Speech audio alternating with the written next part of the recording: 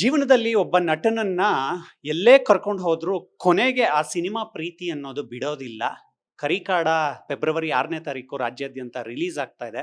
ಕಾಡ ನಟರಾಜ್ ಅವರು ಒಂದಷ್ಟು ಕಾಯುವಿಕೆ, ಒಂದಷ್ಟು ಭರವಸೆಗಳ ಜೊತೆಗೆ ಸ್ಯಾಂಡಲ್ವುಡ್ಗೆ ಎಂಟ್ರಿ ಮತ್ತೆ ಕೊಡ್ತಾ ಇದ್ದಾರೆ. ಅವರನ್ನ ಮಾತಾಡಿಸ್ತಾ ಹೋಗ್ತೀನಿ. ನಟರಾಜ್ ಸರ್, ಒಂದು ಸಿನಿಮಾ ರಿಲೀಸ್ ಆದ್ಮೇಲೆ ಆ ಸಿನಿಮಾದ ಹೆಸರು ನಟನಿಗೆ ಕನ್ಕ್ಲೂಡ್ ಆಗುತ್ತೆ, ಅಥವಾ ಆ ಸಿನಿಮಾದಿಂದ ಆ ನಟನನ್ನ ಗುರ್ತಿಸೋದಕ್ಕೆ ಶುರು ಮಾಡ್ತಾರೆ ಪ್ರೇಕ್ಷಕರು. ಕಾಡ ನಟರಾಜ, ಕರಿ ಕಾಡದಲ್ಲೂ ಕಾಡ ಇದೆ. ಈ ವಿಶೇಷತೆ ಹೇಗ್ ಸಾಧ್ಯ ಆಯ್ತು? ಸೊ ವಿಶೇಷತೆ ಅಂದ್ರೆ ಕಾಡ ಅನ್ನೋ ಹೆಸರು ನನಗೆ ಚೈಲ್ಡ್ಹುಡ್ ಅಲ್ಲಿ ನಮ್ಮ ಫ್ರೆಂಡ್ಸ್ ಎಲ್ಲ ಇಟ್ಟಿದಂತ ಹೆಸರು. ನಾವು ಚಿಕ್ಕ ಹುಡುಗರಲ್ಲಿದ್ದಾಗ ಮಾಡ್ತಿದ್ದ ತರಲೆಗಳು, ಅವರು ನನ್ನ ವೇಷಭೂಷಣಗಳು, ನನ್ನ ಕೂದಲು ಬಿಟ್ಕೊಂಡೆಲ್ಲ ವಾಕ್ ಮಾಡುವಾಗ, ಇಲ್ಲ ಮುಂದೆ ಎಲ್ಲ ಹೋಗುವಾಗ, ಆಟ ಆಡುವಾಗ, ಆ ಆ ವೇಷಭೂಷಣಗಳನ್ನ ನೋಡ್ಬಿಟ್ಟು, ನಾನು ಇರೋದು ನೋಡ್ಬಿಟ್ಟು ಅವ್ರು ಕಾಡ ಅಂತ ಕರೆಯೋರು. ಕರೆದಾಗ ನಂಗೆ ತುಂಬಾ ಸಿಟ್ಟು ಬರೋದು ಆ ಟೈಮಲ್ಲೆಲ್ಲ. ಸೊ ಅದು ಈಗ ಮೂವಿ ಮಾಡೋ ಟೈಮಲ್ಲಿ ನಮ್ಗೆ ಏನಾಗುತ್ತೆ ಅಂದ್ರೆ, ಈ ರೋಲಿಗೆ, ಈ ತರ ಮಾಸ್ ರೋಲ್ಗೆ ಗಡ್ಡ ಬಿಟ್ಕೊಂಡು ತುಂಬಾ ಮಾಸ್ ಆಗಿ ರಗಡ ಕಣ ಅಂತ ರೋಲ್ಗೆ ಏನ್ ಹೆಸರು ಇಡಬೇಕು ಅಂತ ನಾವು ನೋಡುವಾಗ ನಮಗೆ ತಕ್ಷಣಕ್ಕೆ ಬಂದಿದ್ದೇನೆ ಕಾಡ ಅನ್ನೋ ಒಂದು ಹೆಸರು. ಅಂದ್ರೆ ವೆರಿ ಸೌಂಡಿಂಗ್ ಚೆನ್ನಾಗಿದೆ. ಆಮೇಲೆ ಹೆಂಗಿದ್ರು ಅದು ಸೂಟಬಲ್. ಆ ಟೈಮಲ್ಲಿ ಅದಕ್ಕೆ ಏನಕ್ಕೆ ಕರಿತಿದ್ರು ಅಂದ್ರೆ ಅದೇ ರೀಸನ್ ಕರಿತಾ ಇದ್ರು. ಸೊ ಈ ತರ ತರಲೆ ಮಾಡ್ಕೊಂಡು ಕಾಡನ್ ತರ ಇರೋ ಅದಕ್ಕೇನೆ ಅದನ್ನ ಕರಿತಾ ಇದ್ರು. ಸೊ ಅದೇ ಸೂಟಬಲ್ ಆಗತ್ತೆ ಅಂತ ಅದು ಆ ಹೆಸರನ್ನೇ ನಾವು ಕಾಡನ್ ಕ್ಯಾರೆಕ್ಟರ್ ಕೂಡ ಇಡ್ತೀವಿ. ಸೊ ಅದೇ ಹಂಗೆ ಹಂಗೆ ಕ್ಯಾರಿ ಆಗುತ್ತೆ ಅಷ್ಟೇ. ನೀವು ಮೊದಲ ಪೋಸ್ಟರ್ ಬಿಟ್ಟಾಗ ನಾರ್ಮಲ್ ಆಡಿಯನ್ಸ್ಗೆ, ಅಂದ್ರೆ ನೀವು ಯಾರು ಅಂತ ಗೊತ್ತಿಲ್ಲದೆ ಇರೋರಿಗೆ, ಈ ಹೀರೋ ಯಾರೋ ತಮಿಳ್ ಹೀರೋ ತರ ಇದಾನಲ್ಲ ಅಂತ ಒಂದು ಒಪಿನಿಯನ್ ಜನರೇಟ್ ಆಗುತ್ತೆ. ಪಕ್ಕಾ ರಾ ಕಂಟೆಂಟ್ ಮೂಲಕನೇ ಆ ಪೋಸ್ಟರ್ ಅನ್ನ ಬಿಟ್ಟಿದ್ರಿ. ಆಮೇಲೆ ಟೀಸರ್ ಬರುತ್ತೆ, ಮೇಕಿಂಗ್ ಬರುತ್ತೆ, ಸಾಂಗ್ಸ್ ಗಳೆಲ್ಲ ಬರುತ್ತೆ. ಈ ಲುಕ್ಗೆ ಎಷ್ಟು ಟೈಮ್ ತಗೊಂಡ್ರಿ ನೀವು ಅಂತ? ಅಲ್ಲ, ಈ ಲುಕ್ಕಿಗೆ ನಂದು ಆಲ್ರೆಡಿ ಲಾಂಗ್ ಹೇರ್ ಇತ್ತು ಆಕ್ಚುಲಿ. ಅಂದ್ರೆ ಇಷ್ಟು ಕಡಿಮೆ ಇರಲಿಲ್ಲ, ಜಾಸ್ತಿ ಇತ್ತು. ಗಡ್ಡ ಇರಲಿಲ್ಲ, ಸೊ ಬಿಯರ್ಡ್ ಇರಲಿಲ್ಲ. ಈ ಮೂವಿ ನಾವು ಸ್ಟೋರಿ ಎಲ್ಲ ಮಾಡಿದಾಗ, ಲೈನ್ ಮಾಡಿದಾಗ, ನಮ್ದು ಲುಕ್ ಈ ತರ ಬೇಕು ಅಂತ ನಾವು ಡಿಸೈನ್ ಮಾಡ್ಕೊಂಡಾಗ ಆಮೇಲೆ ಬಿಯರ್ಡ್ ಬಿಡಕ್ಕೆ ಸ್ಟಾರ್ಟ್ ಮಾಡಿದ್ವಿ. ಆಮೇಲೆ ಅದರಲ್ಲಿ ಶೇಪ್ ಮಾಡಿ ಯಾವ್ದು ಸೂಟ್ ಆಗುತ್ತೆ, ಯಾವ ತರ ಸೂಟ್ ಆಗುತ್ತೆ ಅಂತ ಆಮೇಲೆ ನೋಡ್ಕೊಂಡು then we carry it. I think 2 to 3 months time ಸಾಕಾಯ್ತು ಅನ್ಸುತ್ತೆ ಅಷ್ಟೇ.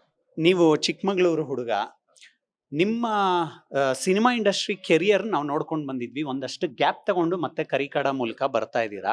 ನಿಮ್ಮ ಮಾರ್ಕೆಟಿಂಗ್ ಸ್ಕಿಲ್ಸ್ ಇಂಡಸ್ಟ್ರಿಯಲ್ಲಿ ಹೇಗೆ ವರ್ಕ್ ಆಗ್ತಾ ಇದೆ? ಚೆನ್ನಾಗಿ ನಡೀತಾ ಇದೆ. ಈಗ ಮಾರ್ಕೆಟಿಂಗ್ ಸ್ಕಿಲ್ಸ್ ನಮಗೆ ನಾವೇನ್ ಕಲ್ತಿದೀವಿ, ನಾವೇನ್ ಮಾಡಿದೀವಿ ಎಕ್ಸಿಕ್ಯೂಷನ್ಸ್, ಅದನ್ನ ಇಲ್ಲೂ ಕೂಡ ನಾವು ಅದನ್ನ ಇಂಪ್ಲಿಮೆಂಟ್ ಡೆಫಿನೆಟ್ ಆಗಿ ಮಾಡ್ತೀವಿ. ಅಗೈನ್ ಒಂದೊಂದು ಕಂಪ್ನಿ, ಒಂದೊಂದು ಪ್ರಾಡಕ್ಟ್, ಒಂದೊಂದು ಇಂಡಸ್ಟ್ರಿಗೂ ಕೂಡ ಅದು ಮಾರ್ಕೆಟಿಂಗ್ ಅನ್ನೋದು ತುಂಬಾ ಡಿಫ್ರೆಂಟ್ ಆಗಿರುತ್ತೆ. ಈ ಮೂವಿ ಇಂಡಸ್ಟ್ರಿ ಮಾರ್ಕೆಟಿಂಗ್ ಡಿಫ್ರೆಂಟ್ ಆಗಿರುತ್ತೆ. If it is only retail ಇಲ್ಲ ಬೇರೆ ಪ್ರಾಡಕ್ಟ್ ಆದ್ರೆ ಅದು ಮಾರ್ಕೆಟಿಂಗ್ ಸ್ಟೈಲ್ ತುಂಬಾ ಡಿಫ್ರೆಂಟ್ ಆಗಿರುತ್ತೆ. ಕರೆಕ್ಟ್, ನಾವು ಎರಡು ಕಾಂಬಿನೇಷನ್ ಆಫ್ ಬೋತ್ ಇರುತ್ತೆ ಇದರಲ್ಲಿ ನಾವು ಮಾಡೋ ಮಾರ್ಕೆಟಿಂಗ್ ಅಲ್ಲಿ. ನಟರಾಜ್ ಸರ್, ಇಂಡಸ್ಟ್ರಿ ಯಾವಾಗ್ಲೂ ಹೊಸಬ್ರನ್ನ ಕೈ ಬೀಸಿ ಕರೆಯುತ್ತೆ, ಆದ್ರೆ ಕೆಲವ್ರನ್ನ ಮಾತ್ರ ಪಿಕ್ ಮಾಡುತ್ತೆ. ನಾನು ಕಂಟೆಂಟ್ ವಿಚಾರವಾಗೇ ಮಾತಾಡ್ತೀನಿ. ಪ್ರಾರಂಭಿಕ ಹಂತದಲ್ಲಿ ನಿಮಗೆ ಅನ್ನಿಸ್ಬೋದು, ಈ ಲೆವೆಲ್ ಅಲ್ಲಿ ನಿಂತ್ಕೊಂಡು ಯೋಚನೆ ಮಾಡುವಾಗ, ನನ್ನ ಸಿನಿಮಾ ಯಾಕೆ ಚೆನ್ನಾಗಿ ಪ್ರಮೋಟ್ ಆಗಲ್ಲ ಅಂತ, ಬೇರೆ ಸಿನಿಮಾಗಳ ತರ ಅಂತ. ಪ್ರಮೋಷನ್ ಒಂದು ಕಡೆ ಇಡೋಣ, ಇನ್ನೊಂದು ಕಡೆ ನಿಮ್ಮ ಕಾನ್ಫಿಡೆನ್ಸ್ ಕೂಡ ಕಾಣಿಸ್ತಾ ಇದೆ. ನಾನು ಗಟ್ಟಿಯಾಗೆ ಬರ್ತೀನಿ, ಜನಕ್ಕೆ ಸಿನಿಮಾ ಇಷ್ಟ ಆಗತ್ತೆ ಅಂತ. ಎರಡನ್ನೂ ಹೇಗೆ ತಾಳೆ ಹಾಕ್ತೀರಾ ನೀವು? ಯಾ ಹೊಸಬರಿಗೆ ಕಷ್ಟ ಆಗ್ಬೋದು, ಮಾರ್ಕೆಟಿಂಗ್ ಮಾಡೋಕೆ ಕಷ್ಟ ಆಗ್ಬೋದು, ದಟ್ ಈಸ್ ಸಪರೇಟ್. ಈಗ ಹಿಂಗಂದ್ರೆ marketing is a second thing ನಮ್ಮ ಪ್ರಕಾರ.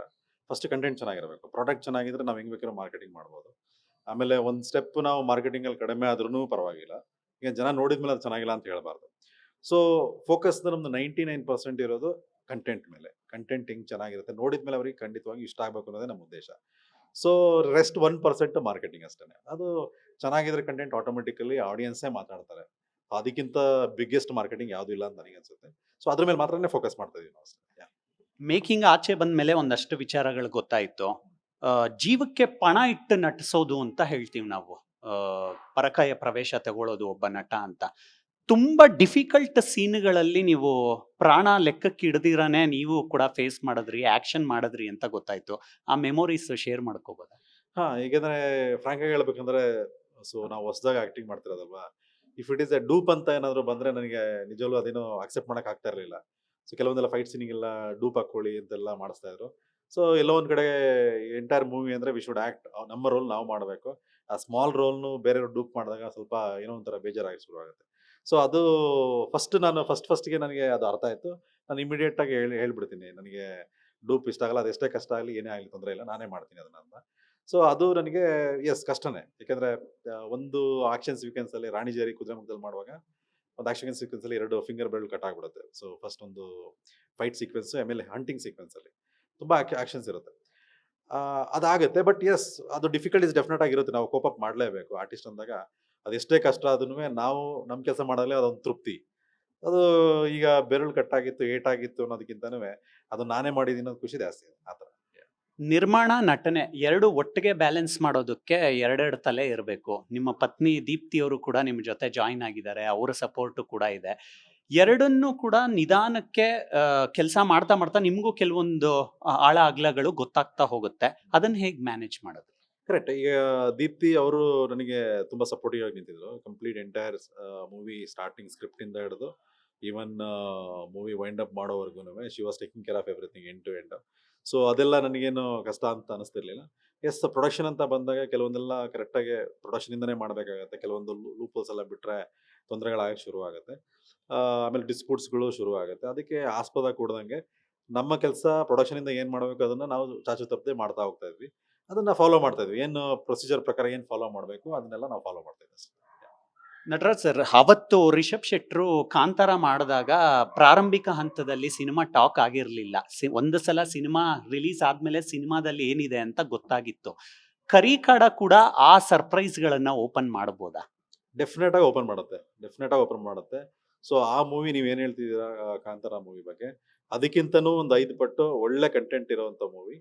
ಜನ ಎಲ್ಲ ನೋಡಿದ ಮೇಲೆ ಡೆಫಿನೆಟ್ ಆಗಿ ಎಂಜಾಯ್ ಮಾಡ್ತಾರೆ ಅನ್ನೋ ಕಾನ್ಫಿಡೆನ್ಸ್ ನಮಗೂ 200% ಇದೆ.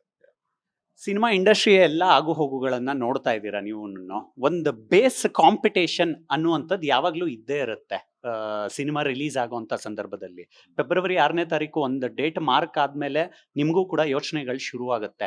ಯಾರ್ಯಾರು ಬರ್ತಿದ್ದಾರೆ, ಯಾರ್ಯಾರು ಸಿನಿಮಾ ರಿಲೀಸ್ ಮಾಡ್ತಿದ್ದಾರೆ, ಅಕಸ್ಮಾತ್ ಪರಭಾಷಾ ದೊಡ್ಡ ದೊಡ್ಡ ಚಿತ್ರಗಳೇನಾದ್ರು ಬರುತ್ತಾ, ಎಲ್ಲ ಕ್ಯಾಲ್ಕುಲೇಷನ್ನು ನಿಮಗೆ ನಿದ್ರೆ ಮಾಡೋದಕ್ಕೆ ಬಿಡ್ತಾ ಇರಲ್ಲ. ಇಂಡಸ್ಟ್ರಿ ಹೇಗ್ ಕಾಣಿಸ್ತಾ ಇದೆ ಈಗ ನಿಮಗೆ ಒಬ್ಬ ಸಿನಿಮಾ ಕರ್ಮಿಯಾಗಿ? ಇಂಡಸ್ಟ್ರಿ ನನ್ನ ಪ್ರಕಾರ I think this is the way industry ಯಾವಾಗಲೂ ಇರುತ್ತೆ ಅನ್ಸುತ್ತೆ. ಯಾಕೆಂದ್ರೆ 1 ವೀಕಲ್ಲಿ 5ರಿಂದ 6 ಮೂವಿ ಬರ್ಬೋದು, 12 ಮೂವಿ ಬರ್ಬೋದು, 15 ಮೂವಿ ಬರೋದನ್ನು ನಾನು ನೋಡಿದ್ದೀನಿ. ಐ ಥಿಂಕ್ ಎಲ್ಲ ವೀಕಲ್ಲೂ ಹಂಗೆ ಇರುತ್ತೆ. ಈವನ್ ನಾವು ಯಾವುದೇ ವೀಕಲ್ ಬಂದ್ರೂ ಬೇರೆ ಲ್ಯಾಂಗ್ವೇಜ್ ಮೂವೀಸ್ ಬಂದೇ ಬರುತ್ತೆ. ಈವನ್ ಕನ್ನಡ ಮೂವೀಸ್ಗಳು ಜಾಸ್ತಿ ಬರ್ತಾ ಇರುತ್ತೆ. ಬಟ್ ಓಕೆ, ಐ ಥಿಂಕ್ ಎಲ್ಲರದು ಮೂವಿಗಳು ಚೆನ್ನಾಗಾಗಲಿ. ನಮ್ಮದು ಕಂಟೆಂಟ್ನ ನಾವು ಬಿಲೀವ್ ಮಾಡಿ ಹೋಗ್ತಿರೋದ್ರಿಂದ ಐ ಥಿಂಕ್ ಬೇಸಿಕ್ ಕಾಂಪಿಟೇಷನ್ ಅಂತೂ ಇದ್ದೇ ಇರುತ್ತೆ. ಡೆಫಿನೆಟ್ಲಿ ಜನನು ಕಂಪೇರ್ ಮಾಡ್ತಾ ಇರ್ತಾರೆ. ಕಂಟೆಂಟ್ ವೈಸ್, ಮೂವಿ ವೈಸ್ ಎಲ್ಲ ಕಂಪ್ಯಾರಿಸನ್ ಇರುತ್ತೆ. ಅದಿರುತ್ತೆ. ಅದಕ್ಕಿಂತ ಒಂದು ಹೊರತುಪಡಿಸಿ ನಮ್ಮ ಕಂಟೆಂಟ್ ಡಿಫ್ರೆಂಟ್ ಆಗಿ ಇದನ್ನ ಒಂದು ಟೀಮ್ ಕಾನ್ಫಿಡೆನ್ಸ್ ತುಂಬಾ ಚೆನ್ನಾಗಿದೆ. And we are going very aggressively towards audiences. ಕೊನೆಯದಾಗಿ ಪ್ಯಾನ್ ಇಂಡಿಯನ್ ರಿಲೀಸ್ ಆಗ್ತಾ ಇದೆ ಅಂದ್ರೆ ಬೇರೆ ಬೇರೆ ಭಾಷೆಗಳ ಒಂದು ನೇಟಿವಿಟಿಯನ್ನ ಕೂಡ ಮನಸ್ಸಲ್ಲಿ ಇಟ್ಕೊಂಡೇ ನೀವು ಸಿನಿಮಾವನ್ನ ಮಾಡಿರ್ತೀರಾ. ಯಾವ ನೆಲಕ್ಕೆ ಇದು ಸೂಟ್ ಆಗ್ಬೋದು, ಆಗಲ್ಲ ಅನ್ನುವಂತ ಎಲ್ಲಾ ಲೆಕ್ಕಾಚಾರಗಳು ನಿಮ್ ತಲೆಗೆ ಬಂದಿರುತ್ತೆ. ಈಗ 6ನೇ ತಾರೀಕು ಡೇಟ್ ಫಿಕ್ಸ್ ಆಗಿದೆ. ಇಂಡಸ್ಟ್ರಿಯಲ್ಲಿ ಒಂದು ಹೊಸ ಸಿನಿಮಾ ಬರ್ತಾ ಇದೆ ಅಂದಾಗ ಸ್ಪೆಷಲಿ ಕರಿಕಡ ಮೇಕಿಂಗು, ಟೀಸರು, ಸಾಂಗ್ಗಳೆಲ್ಲ ರಿಲೀಸ್ ಆದ್ಮೇಲೆ ಒಂದಷ್ಟು ನಿರೀಕ್ಷೆಗಳು ಮೂಡಿದೆ. ಆ ನಿರೀಕ್ಷೆಯಲ್ಲಿರೋ ಆಡಿಯನ್ಸ್ಗೆ ಏನ್ ಹೇಳ್ತೀರಾ? ಅವರು ನಿರೀಕ್ಷೆ ಡೆಫಿನೆಟ್ ಆಗಿ ಥಿಯೇಟ್ರಿಗೆ ಬಂದ್ರೆ ಅದು ದುಪ್ಪಟ್ಟಾಗುತ್ತೆ. ಯಾಕೆಂದ್ರೆ ಆಲ್ರೆಡಿ ನಮ್ಮ ಟೀಸರ್ ಆಗಿರ್ಬೋದು, 2 ಸಾಂಗ್ ಆಗಿರ್ಬೋದು, ತುಂಬಾ ಒಳ್ಳೆ ರೆಸ್ಪಾನ್ಸ್ ಕೊಟ್ಟಿರೋದ್ರಿಂದ, ಅವರು ತುಂಬಾ ಇಷ್ಟಪಟ್ಟಿರೋದ್ರಿಂದ ಡೆಫಿನೆಟ್ಲಿ ಇನ್ನೂ 4ರಿಂದ 5 ಹಾಡುಗಳಿದೆ. ಆ ಹಾಡುಗಳು ಇದಕ್ಕಿಂತನೂ ಚೆನ್ನಾಗಿರುತ್ತೆ. ಅವ್ರಿಗೆ ಇನ್ನೂ ಎಂಟರ್ಟೈನ್ ಮಾಡುತ್ತೆ. ಈವನ್ ಸ್ಟೋರಿ ಲೈನ್ ಇರ್ಬೋದು, ಆಮೇಲೆ ಮೇಕಿಂಗ್ ಇರ್ಬೋದು, ಕ್ಲೈಮ್ಯಾಕ್ಸ್ಗಳಿರ್ಬೋದು, ಸಸ್ಪೆನ್ಸ್ ಇರ್ಬೋದು, ಎಲ್ಲದನ್ನೂ ಈ ಮೂವಿ ಕ್ಯಾರಿ ಮಾಡೋದ್ರಿಂದ so they have a very good experience, different experience at the year beginning itself. ಅದೊಂದು ಚೆನ್ನಾಗಿರುತ್ತೆ. I wish you all the very best. 6ನೇ ತಾರೀಕು ಸಿಗೋಣ, ಸಿನಿಮಾ ನೋಡೋಣ. ಗಟ್ಟಿತನ, ಧೈರ್ಯ ಎರಡು ಕಾಣಿಸ್ತಾ ಇದೆ ಕಂಟೆಂಟ್ ನಲ್ಲಿ. ಅದು ಇನ್ನೂ ಹೆಚ್ಚಾಗ್ಲಿ, ಡಬಲ್ ಆಗ್ಲಿ. Thank you. ಇವಿಷ್ಟು ನಟರಾಗಿರೋ ಕಾಡ ನಟರಾಜ್ ಅವರ ಮಾತುಗಳು. ಕ್ಯಾಮ್ರಾ ಪರ್ಸನ್ ಧನುಷ್ ಜೊತೆ ಮಾವಳಿ ಕಾರ್ತಿಕ್, ಕರ್ನಾಟಕ ನ್ಯೂಸ್ ಬೀಟ್.